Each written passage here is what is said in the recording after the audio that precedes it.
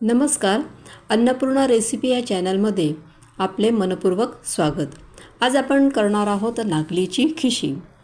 नागली यालाच नाचणी देखील म्हणतात, तसेच त्याला हिंदीमध्ये रागी देखील म्हणतात। नागलीमध्ये भरपूर प्रमाणात कॅल्शियम असते, त्याचप्रमाणे त्याच्यात आयर्न असते आणि हाडांसाठी देखील ही नागली अतिशय उपयुक्त असते।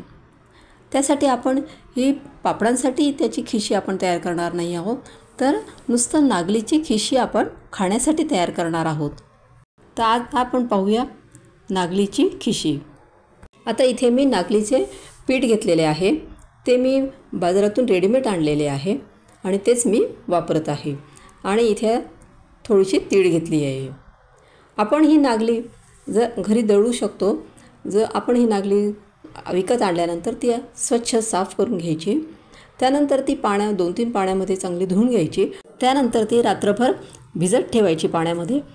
नंतर सकाळी त्यातलं पाणी काढून ती नागली चांगली कडकडीत वाळू द्यायची आहे, अशी एकदम कोरडी होऊ द्यायची आणि ती नंतर दळून आणायची आपल्याला। अशा पद्धतीने आपण घरी देखील नागलीचं पीठ तयार करू शकतो। आता इथे मी थोडेसे तेल टाकलेले कढईमध्ये आणि आपल्याला जे नागलीचं पीठ आहे ते छान भाजून घ्यायचं आहे। आता इथे आपली नागली चांगली भाजून झालेली आहे, त्याचा कलर थोडा चेंज झालेला आहे। त्याच्यावरून आपल्याला समजायचं की नागलीचं पीठ आपलं भाजलं गेलेलं आहे। आता मी ते काढून घेतलेलं आहे। त्यानंतर मी कढईमध्ये 2 ग्लास पाणी टाकलेले आहे।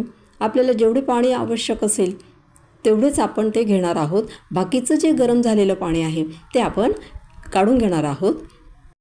आता इथे जे बाकीचं पाणी जे मी काढून घेतलेलं आहे ते जर आपल्याला आवश्यकता वाटली तर आपण ते नंतर अजून त्याच्यामध्ये ॲड करू शकतो। आता ह्या पाण्यामध्ये मी थोडेसे तेल टाकून घेतलेले आहे, त्यानंतर थोडी तीळ टाकून घेतलेली आणि चवीसाठी मीठ टाकलेलं आहे थोडं। आता ही खिशी आपण खाण्यासाठी करत आहोत, त्यासाठी त्यामध्ये मी पापडखार किंवा सोडा देखील टाकलेला नाही आहे। हे पाणी ऑलरेडी उकळलेले होते, त्यामध्ये आपण तीळ, तेल आणि मीठ टाकले होते।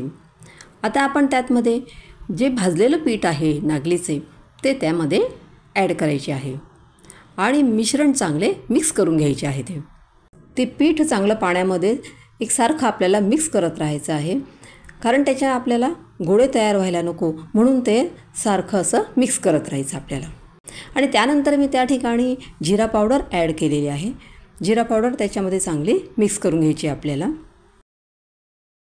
आता हे पीठ छान असं मिक्स करत राहायचं आहे आपल्याला। आता इथं तुम्ही बघू शकता की ह्या पिठामध्ये गाठी बिलकुल नाही आहे, म्हणजे हे पीठ आपलं छान मिक्स झालेलं आहे। आता आपण त्यावर थोडा वेळ झाकण ठेवून देणार आहोत। 5 मिनटं आपल्याला ते झाकण त्यावर राहू द्यायचे आहे, परंतु ते अधूनमधून काढत राहायचे झाकण, की जेणेकरून ते पीठ आपलं खाली लागायला नको, तर ते आपल्याला बघत राहायचं आहे तसं अधूनमधून झाकण उघडून। आणि गॅस आपल्याला लो फ्लेमवर ठेवायचा आहे। अशा पद्धतीने आपली नागलीची खिशी ही अतिशय छान अशी तयार झालेली आहे।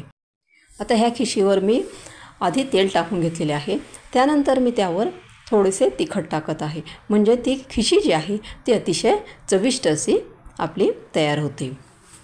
माझी ही रेसिपी तुम्हाला कशी वाटली? माझी ही रेसिपी जर तुम्हाला आवडली असेल तर ह्या व्हिडिओला लाईक करा आणि शेअर करा।